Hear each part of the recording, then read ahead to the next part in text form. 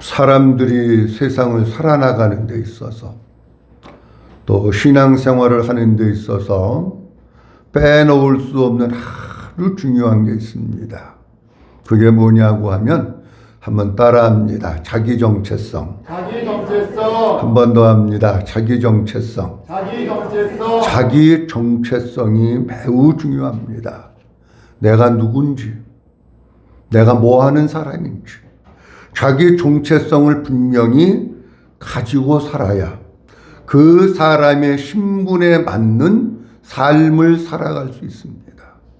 자기 정체성을 모르면 자기 신분에 맞는 삶을 살지도 못하고 자기에게 맡겨져 있는 책임도 감당하지 못하는 사람들이 됩니다. 가끔 보면 사람들이 타락하고 방탕하고 부패하고 죄짓고 그리고 제정신 아닌 삶을 사는 사람들이 있어요. 왜 그러냐고 하면 자기 정체성이 무엇인지 모르고 살아가기 때문에 그렇습니다. 정체성이라고 하는 단어의 뜻은 어떤 존재가 본질적으로 가지고 있는 특성을 말합니다. 이 어떤 존재라고 하는 것은 짐승도 될 수 있고 사람도 될 수 있고 다양하게 다 될 수 있는데 그 존재만이 가지고 있는 고유한 특성이 있다는 거예요. 여러분 예를 들어서 개가 있고 고양이가 있는데 고양이를 봐도 개 같고 개를 봐도 고양이 같고 그러면 안 된다는 얘기예요. 고양이는 분명히 고양이여야 되고 개는 분명히 개여야 되는데 이게 개인가? 이게 고양이인가? 이렇게 되면 자기 정체성이 성립이 안 됐다는 얘기예요. 사람도 마찬가지고요. 모든 것이 그만 가지고 있는 독특한 특성이 있는데 그것을 갖다가 가지고 있어서 살아야 된다는 겁니다. 혼돈이라고 하는 것은 국어사전에 보면 이렇게 나와 있습니다. 하늘과 땅이 아직 나누어지지 않은 태초의 상태로 온갖 사물이나 정신적 가치가 뒤섞여 갈피를 잡을 수 없는 것, 이것이 혼돈이라고 얘기합니다. 그러니까 혼돈이라고 하는 단어가 성경에 가장 먼저 어디에서 쓰였느냐고 하면 창세기 1장 2절에 보면은 혼돈이라고 하는 단어가 가장 먼저 나옵니다. 땅이 뭐하고? 혼돈하고. 제일 먼저 나오는 거예요. 태초에 하나님이 천지를 창조하시니라. 그리고 가장 먼저 나오는 단어가 땅이 혼돈하고 공허하며. 근데 여기 혼돈이라고 하는 단어의 뜻은 어떤 뜻이냐고 하면 형체와 모양이 없다, 그런 뜻입니다. 그냥 혼돈이라고 하는 것은 정체성이 없는 거예요. 그거에 대한 분명한 특성과 모양이 있어야 되는데 혼돈은 그 모양도 특성도 형체도 없다라고 하는 거예요. 이것을 땅이 혼돈하고 라고 쓴 것은 어떤 뜻이냐고 하면 땅이 어떤 형체나 모양이 있는 것이 아니고 그냥 황무지 상태로 놓여 있는 것을 말하는 거예요. 하나님의 천지 만물을 창조하시기 전에 땅이 혼돈했다. 황무지 상태로 무슨 산이 있고 나무가 있고 강이 있고 들판이 있고 골짜기가 있고 이런 게 전혀 없는 거예요. 그 상태를 가르쳐서 혼돈한 상태다, 그렇게 얘기합니다. 그러면 지금 우리가 살고 있는 시대는 어떤 시대냐고 하면 정체성의 혼돈 가운데 사는 시대에 살고 있어요. 정체성의 혼돈이 온 시대에 사람들이 살고 있어가지고 제대로 사는 사람들이 별로 없다는 얘기입니다. 정체성의 혼돈이 왔다고 하는 말은 무슨 뜻이냐고 하면 각자 개인 한 사람 한 사람이 자기 신분에 맞는 분명한 모양, 분명한 특성, 그 분명한 형상이 있어야 되는데 그것이 없이 그냥 사는 거예요. 그것이 없이 그냥 살다가 보니까 그냥 세월이 가는 대로 살고 밥 먹고 살고 걸음걸이 가는 대로 살고 육신이 원하는 대로 살고, 아니 그 사람으로 분명히 그렇게 살아야 되는데 그걸 못 살고 있는데. 예를 들어서 말씀드리면 엊그제 수요일 저녁에도 말씀드렸는데 아버지가 아버지의 정체성을 가지고 사는 가정과 아버지의 정체성을 잃어버리고 사는 가정은 차이가 있습니다. 아버지가 아버지의 정체성, 이것을 가지고 사는 가정은 아버지가 무슨 수를 써서라도 가정을 지키고 가정을 책임지고 가정을 돌보고 무슨 수를 써서라도 돈을 벌어와서 자녀들을 교육시키고 그 가정을 이렇게 세우는 거예요. 근데 아버지의 정체성이 결여되면 어떻게 사느냐고 하면 마누라가 뭐 어떻게 허겄지 없으면 여보 가서 돈 좀 꼬와 이게 왜 그러냐고 하면요 그러고 저는 술 먹고 갈짓자 흥청망청 하는 게 왜 그러냐면 아버지의 정체성이 없어서 그래요. 아버지의 정체성이 없으니까 그냥 생각나는 대로 마시고 흥정거리고 그냥 집에 오면 고래고래 소리 지르고 엄한 짓 하고 왜 그러느냐 하면 아버지의 정체성이 없어서 그런 거예요. 그러니까 아버지의 정체성이 없으면 아버지 역할을 감당하지 못하니까 가정이 가정으로 세워지는 게 아니에요. 그러면 어머니의 정체성도 마찬가지예요. 아내의 정체성, 엄마의 정체성, 가정주부의 정체성을 가지고 있어야 그 사람이 가정을 잘 세워나가는 거예요. 가정 살림을 잘하고 남편을 잘 돌보고 자녀들을 잘 돌보면서 가정을 잘 세워나가고 아름다운 가정, 행복한 가정으로 꾸며나가는 것은 누가 하는 거냐고 하면 그거는 가정주부 엄마의 정체성을 가지고 있어요. 엄마의 정체성이 없으면 어떻게 되냐? 가정이 널브러져 있든지 뭐 쓰레기가 있든지 더럽든지 뭐 애들이 먹는지 애들이 자는지 빨래를 해 입고 사는지 안 사는지 뭘 그냥 내비두고 사는 거야.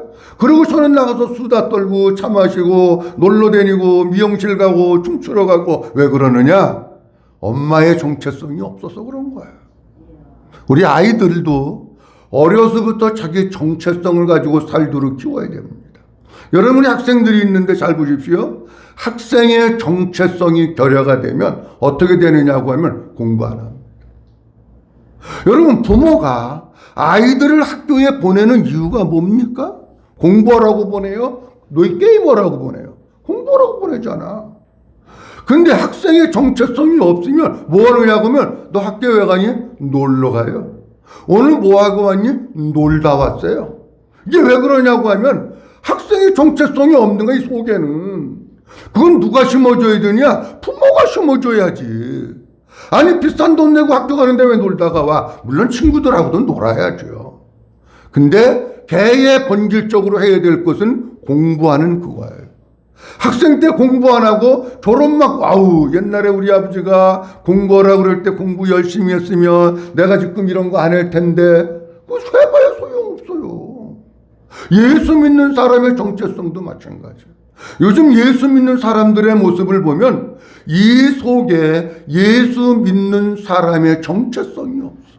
예수 믿는 사람들의 모양, 예수 믿는 사람들의 특징, 예수 믿는 사람들의 형상이 없는 거예요. 교회 안에서는 예수 믿는 사람 같은데 세상에 나가고 직장에 나가면 예수 믿는 냄새가 0.1%도 안 나는 게 왜 그러냐? 예수 믿는 사람의 정체성이 없기 때문에 그렇습니다.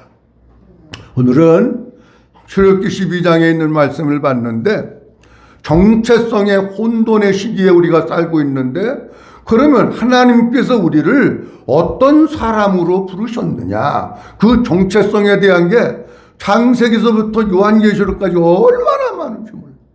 이 모세 오경에도 그리스도인의 정체성에 대한 게 굉장히 많아요. 다 말씀드릴 수는 없고 오늘 한 가지 말씀드리고 조금만 말씀을 드리려고 합니다. 먼저 말씀드릴 것은 하나님께서 이스라엘 백성을 여호와의 군대로 부르셨습니다. 한번 따라합니다. 하나님께서 이스라엘 백성을 여호와의 군대로 부르셨습니다.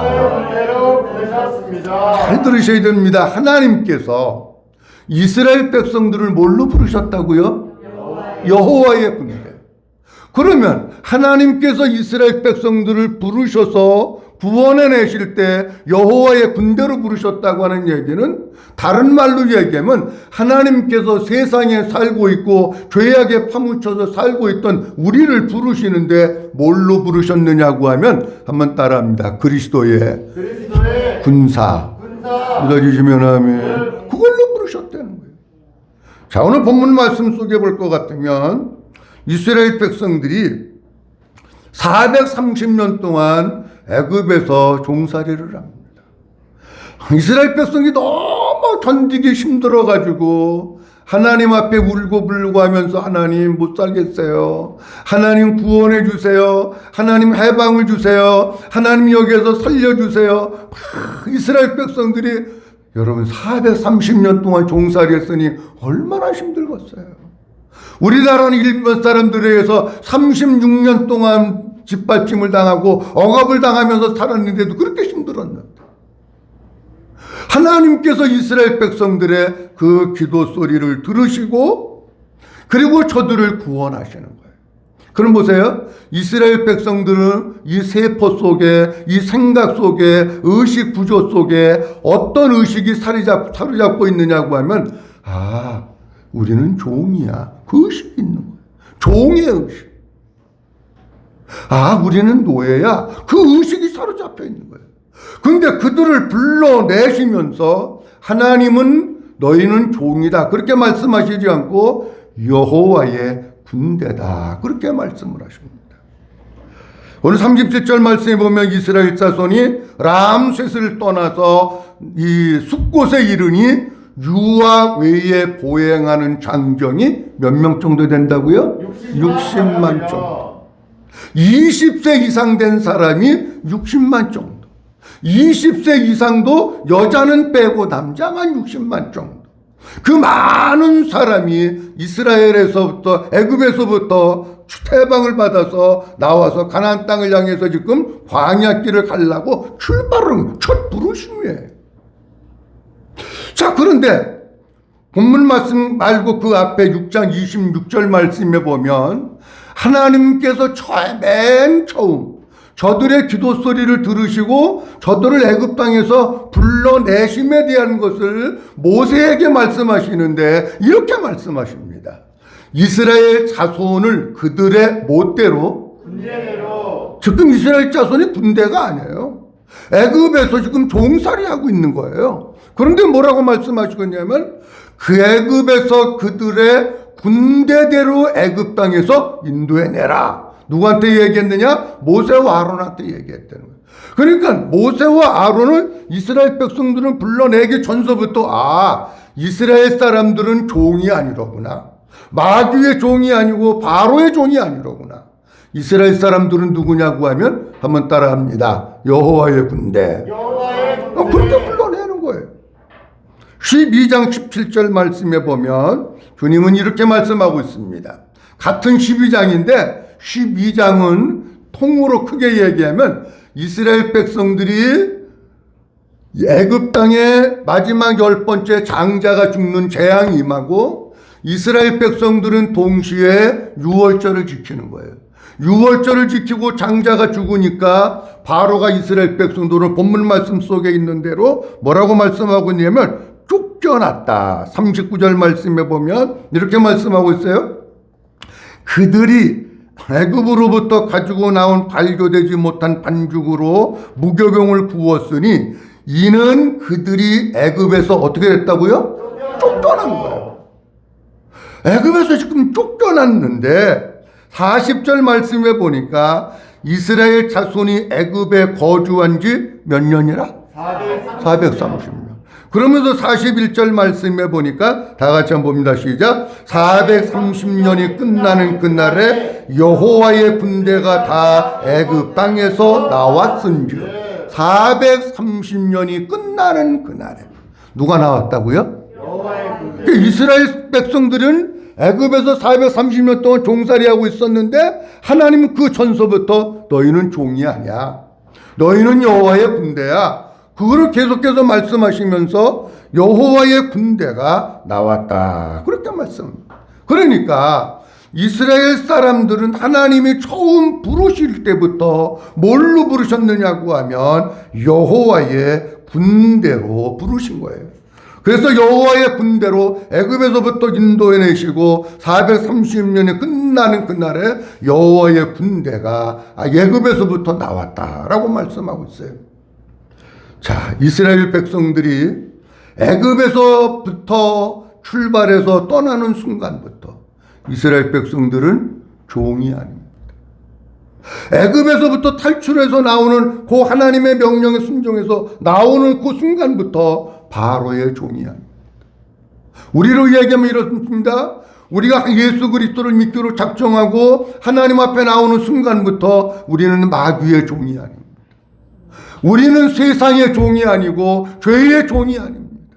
우리는 그 부르심을 받고 나오는 순간부터 우리 주님은 우리에게 뭐라고 말씀하고 있느냐고 하면 한번 따라합니다. 그리스도의 군사. 그리스도의 군사. 근데 중요한 게 있어요, 여러분. 뭐가 중요하느냐고 하면 처음에 하나님께서 이스라엘 백성들을 애굽에서 불러내실 때 여호와의 군대다. 다시 얘기하면 하나님의 군사다. 그렇게 불러내셨잖아요.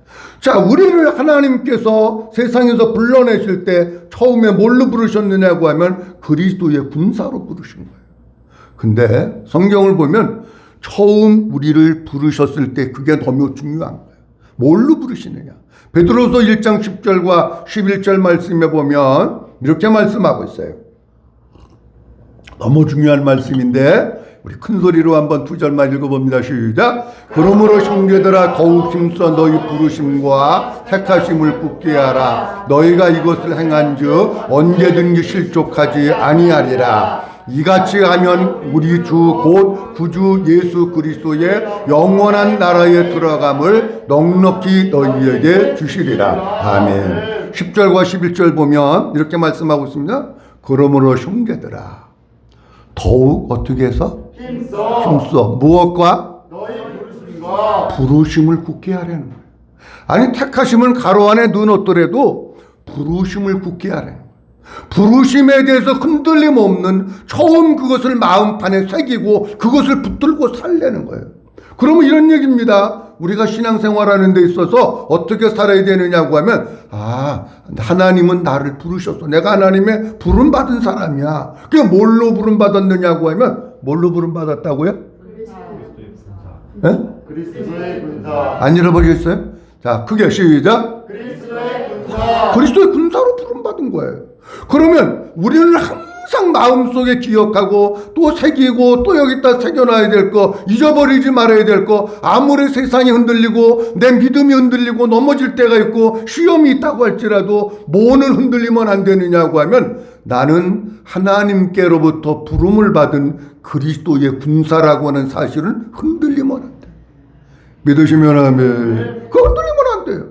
왜 이게 중요하느냐고 하면 10절 말씀에 보면 이렇게 말씀하고 있어요. 그렇게 해라 말씀하시면서 너희가 이것을 행한즉 언제든지 뭐 하지 않는다고요? 실족하지 아니하리라. 여러분 예수 믿다가 실족하는 사람들 많아요. 실족한다고 하는 것은 넘어진다, 뒤로 미끄러진다, 시험에 든다 그런 의미들이 있는 거예요. 그러면 잘 보세요. 예수 믿다가 넘어진 사람들, 예수 믿다가 시험 든 사람들, 예수 믿다가 예수 떠난 사람들, 이게 다 실족한 사람들이에요. 근데 가면 갈수록 예수 믿다가 실족하고 넘어지고 쓰러지고 배도하는 사람, 믿음에서 떠나는 사람은 점점 더 많아집니다. 점점. 이게 지금 세계적인 추세예요, 여러분. 아니 한국만 그런 게 아니라 유럽에서부터 미국에서부터 한국에 이르기까지 엄청난 숫자의 사람들이 교회를 떠나고, 교회를 떠난다고 하는 것은 또 다른 얘기로 하면 엄청난 숫자의 사람들이 예수를 떠나고 있는 거예요. 그러면 그렇게 안 하려면 어떻게 해야 되느냐? 나의 부르심을 굳게 해야 돼요. 그러면 우리가 언제든지 뭐 하지 않는다고요? 실족하지 아니하리라. 그러면 신앙생활하다가 실족하고 넘어지는 사람은 왜 넘어지느냐고 하면 하나님께서 나를 그리스도의 군사로 부른 것을 잊어버린 사람. 그러니까 실족하지. 성경대로 보면 또 하나 중요한 게 뭐냐고 하면 11절 말씀에 보면 이렇게 말씀하고 있어요. 이같이 하면 우리 주 고 구주 예수 그리스도의 영원한 나라에, 그 다음 뭐라고 되어 있습니까? 들어감을 넉넉히 너희에게 주시리라. 잘 보세요.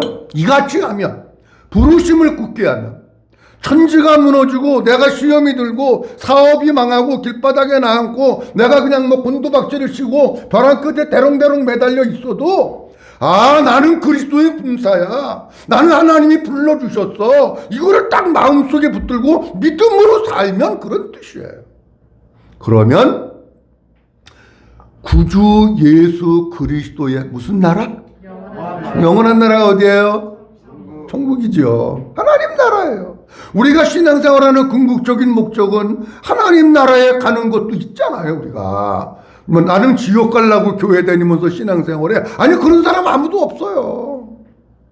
근데 하나님 나라에 들어가는데 어떻게 들어가느냐고 하면 넉넉히 너희에게 주시리라. 무슨 뜻이냐고 하면 하나님 나라에 들어가는데 힘쓰고 애써서 그냥 대롱대롱 매달려 있다가 그냥 어떻게 막 뛰어오다가 젖꽁치 있다가 그냥 문 닫으려고 그러는데 비비고 간신히 그냥 목만 치밀어 넣었다가 해서 간신히 들어갔다. 그런 얘기가 아니에요. 이게 부르심이 흔들림이 없습니다. 하나님, 나는 그리스도의 군사입니다.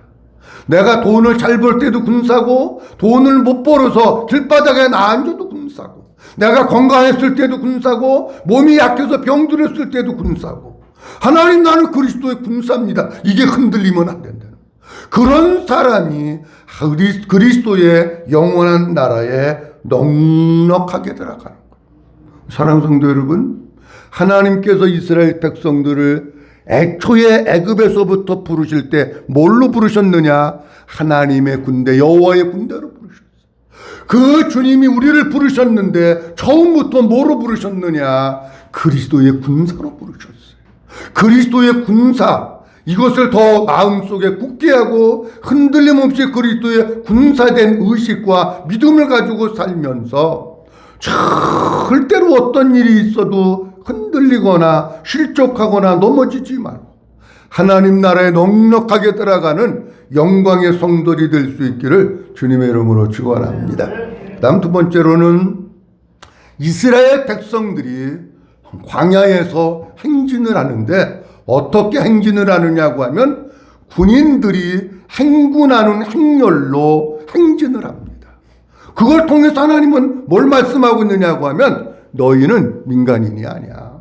너희는 애굽의 종이 아니야. 너희는 군인이야. 여러분들 군인들 행군하는 거 다 보셨죠? 완전 군장 딱 꾸리고 앞에 무전기 가지고 있고 딱 옆에 또 뭐 다 따라다니면서 줄 딱 맞춰가지고 이 간격 딱 해가지고 딱 행진하잖아.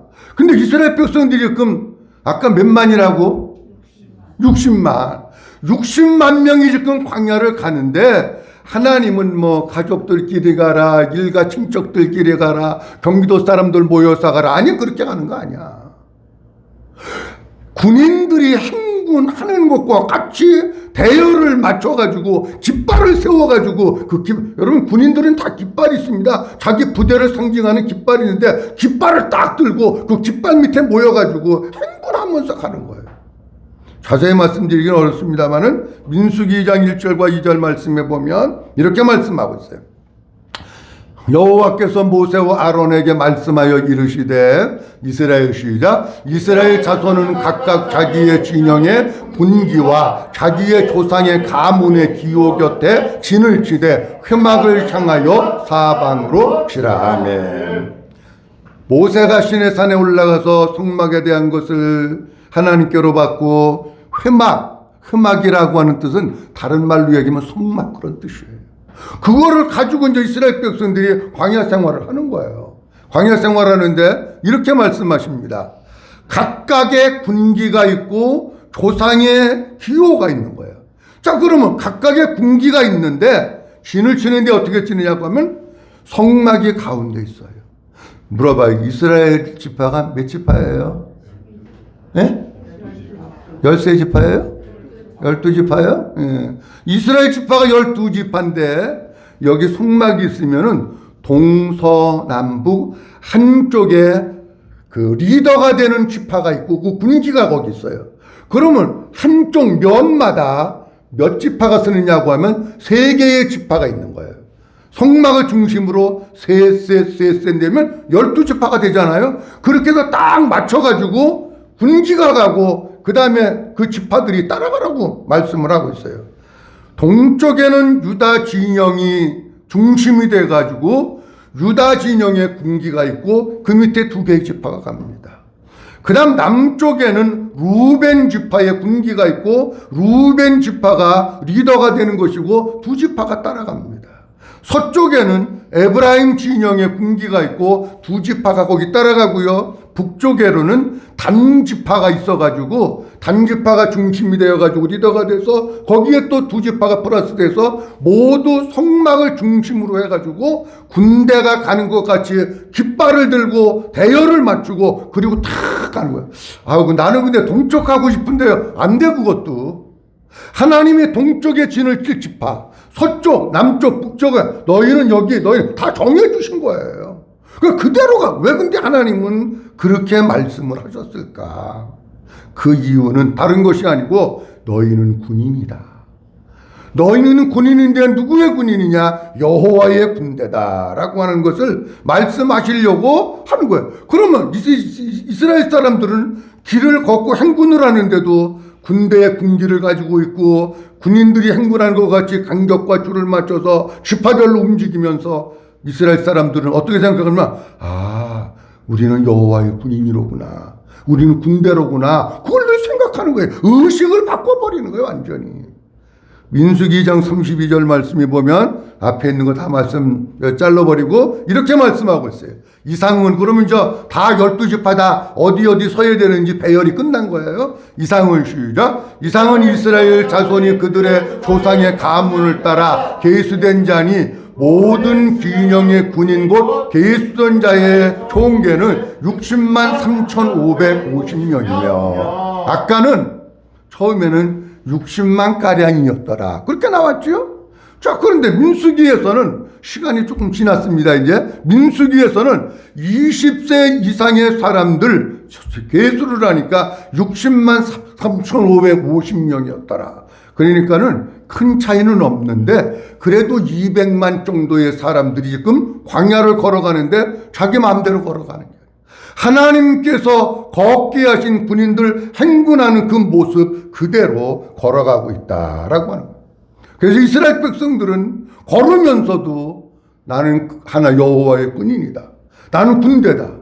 다시 얘기합니다. 여러분들이 세상을 살아나가면서도 그냥 사는 게 아니라 이 속에는 항상 무엇을 가지고 살아야 되느냐고 하면 한번 따라합니다. 나는 그리스도의 군사입니다. 그리스도의 군사입니다. 믿어주시면 하면 그걸 의식을 갖고 살으라는 거예요.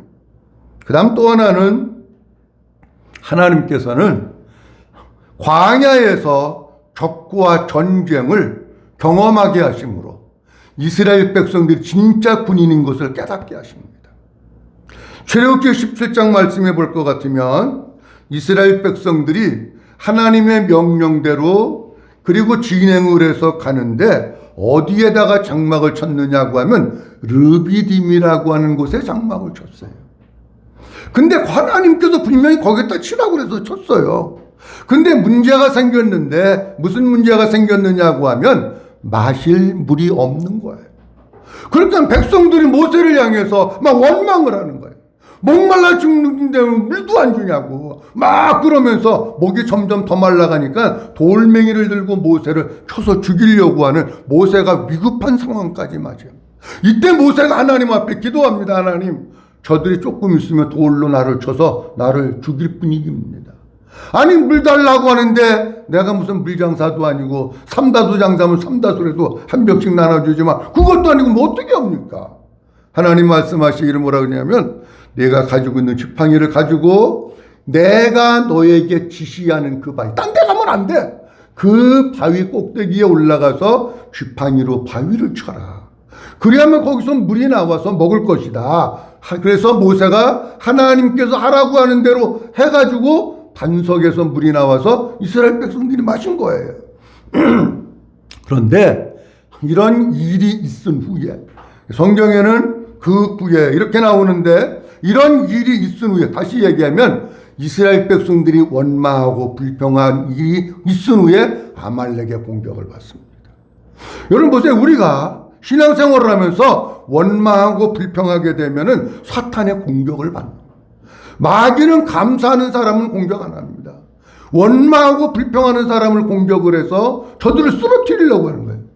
근데 하나님께서 이제 말씀하셔서 모세가 이렇게 합니다. 우리가 잘 아는 대로 모세는 산에 올라가서 손을 들고 기도합니다.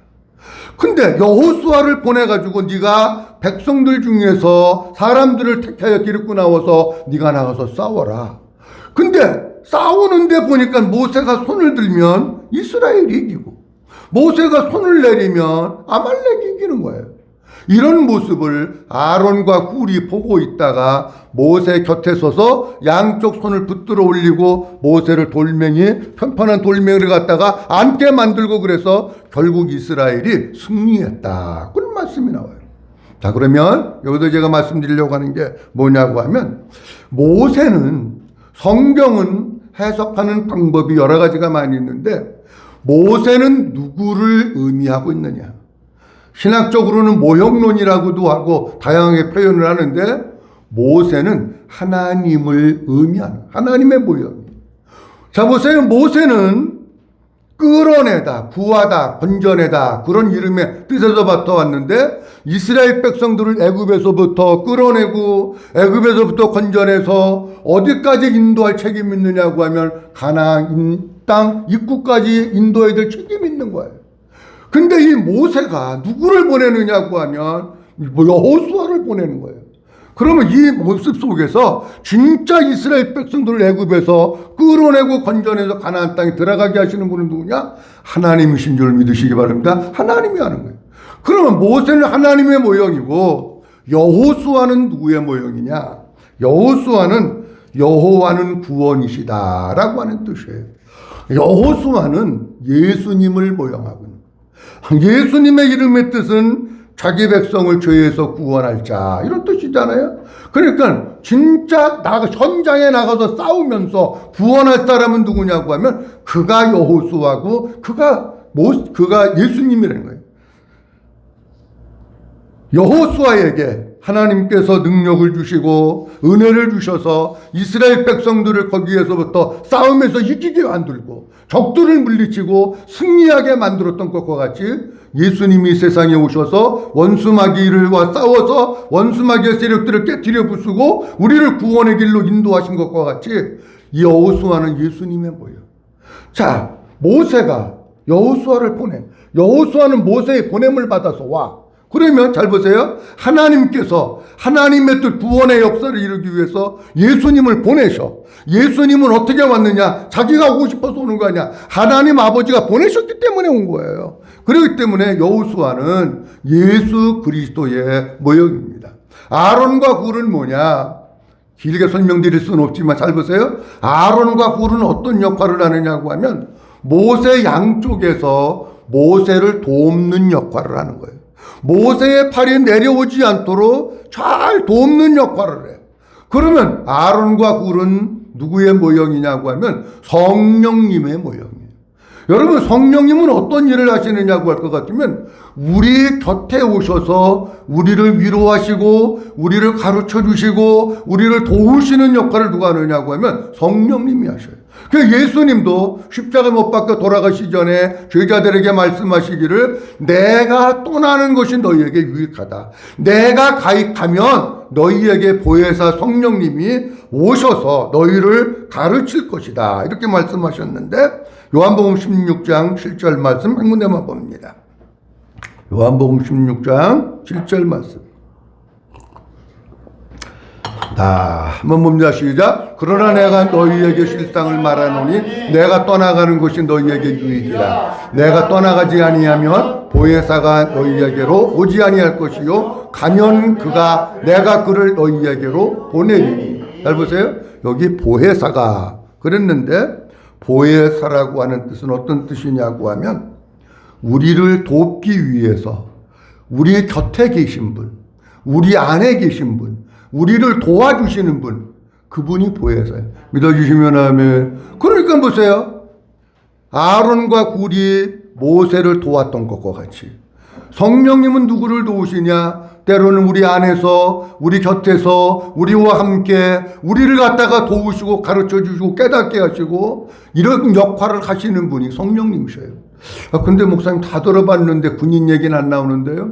근데 출애굽기 17장 9절 말씀에 보면 이렇게 말씀하고 있습니다. 출애굽기 17장 9절 말씀에 모세가 여호수아에게 이르되 우리를 위하여, 그 다음 뭐라고 되어 있어요? 사람들을 택하여 나가서 아멜렉과 싸우라. 잘 보세요. 사람들을 모아요. 택하여 나가서 아말렉과 뭐하라고요? 싸우라. 자 보세요. 그러면 잘 보세요.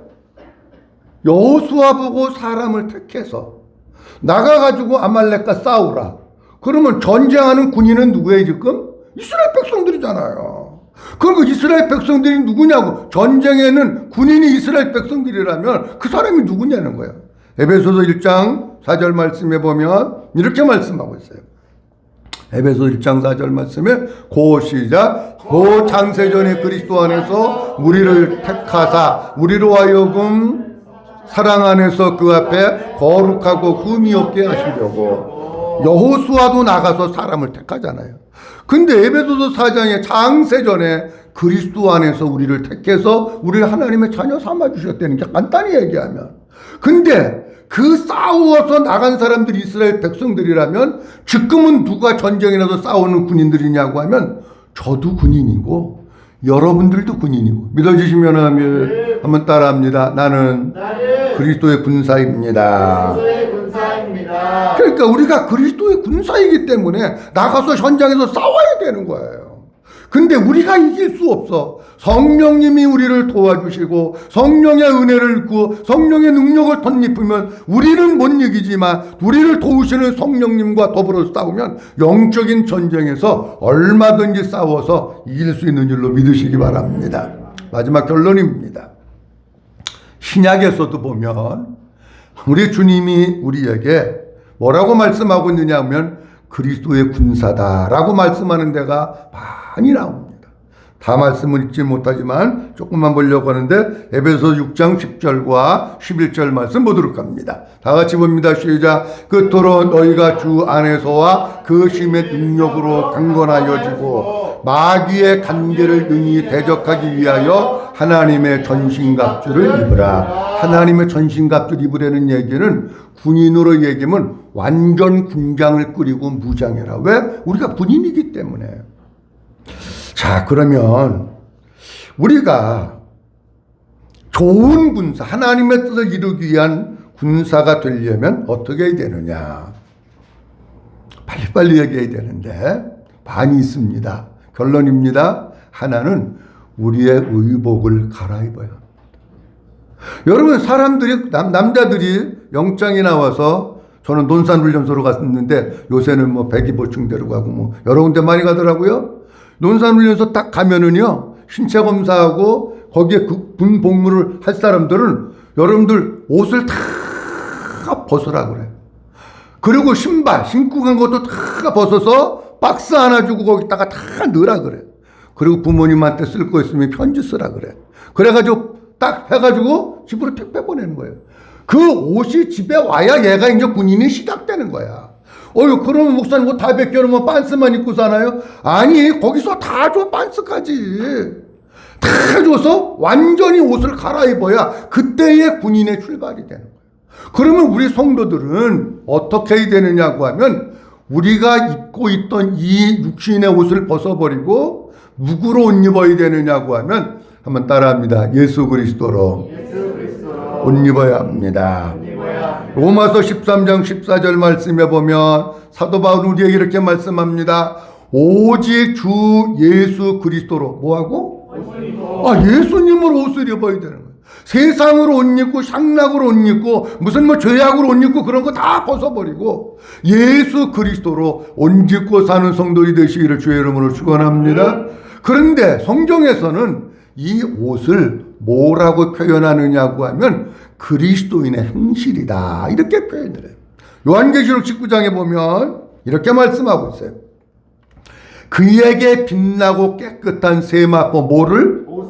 옷을 입도록 허락하셨는데 세마포 옷은 성도들의 뭐라고요? 옳은 행실. 그러니까 우리의 옷을 갈아입어야 되는데 예수 믿기 전에 엉망으로 살고 내 맘대로 살고 죄지면서 살고 그랬던 거를 다 벗어버리고 예수 그리스도의 옷을 입고 주님 앞에 합당한 옳은 행실의 삶을 살아야 그 사람이 좋은 군인이 되지. 군인인데 또 탈령하고 술집이 가고 이상한 짓거리 하고 사람 인질로 붙들고, 아니 그러면 안 되는 거예요.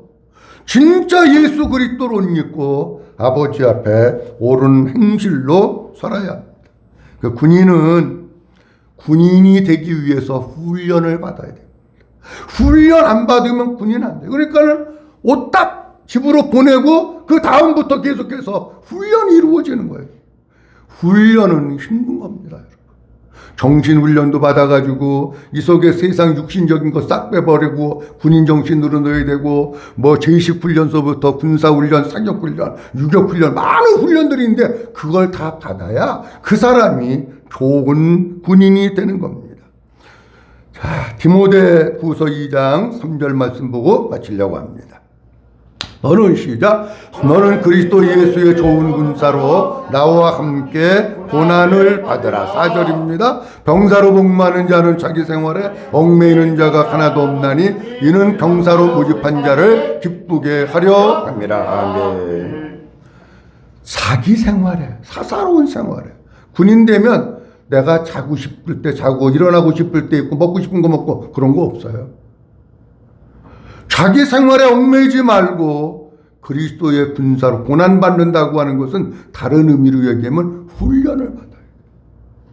그러면서 맡은 바 책임, 모집한 자를 기쁘게 해야 되니까 맡은 바 책임을 잘 감당하고 맡겨진 일에 충성하고 하나님의 기쁨이 되는 이런 삶을 사는 성도가 하나님 앞에서 좋은 군사가 됩니다. 아무쪼록 우리 사랑하는 성도님들, 하나님께서 우리를 부르실 때 민간인으로 부르신 게 아니에요. 한번 따라합니다. 그리스도의 군사. 정체성을 가지고 사셔야 돼요.